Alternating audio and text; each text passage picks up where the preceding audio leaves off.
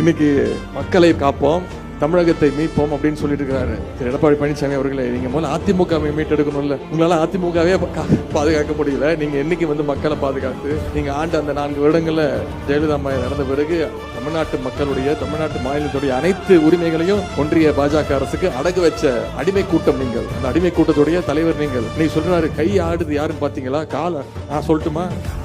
யாருக்கு முட்டி அதிகமா தேர்ந்திருக்குன்னு பாப்போமா? இப்படிலாம் பேசலாமா? இப்படிலாம் ஒரு தலைவர் பேசலாமா? நான் பேச மாட்டேன். ஆனா அவர் பேசினா நான் பதில் சொல்லுவேன். ஏன்னா எதற்கும் பயந்தவன் நான் கிடையாது. எடப்பாடி பழனிசாமி அவர்களே, நீங்க வேணா அமித்ஷாக்கும் மோடிக்கும் பயப்படலாம். நான் கலைஞர் பேர திமுக கார மோடி இல்ல. நடுவில் என்னையும் மிரட்டுறதுக்கு நிறைய முயற்சிகள்லாம் பண்ணாங்க. ஈடிலாம் அமிச்சாங்க. ஈடி இல்ல, மோடியே வந்தாலும் நான் பயப்பட மாட்டேன். எதற்கும் துணிஞ்சவன்.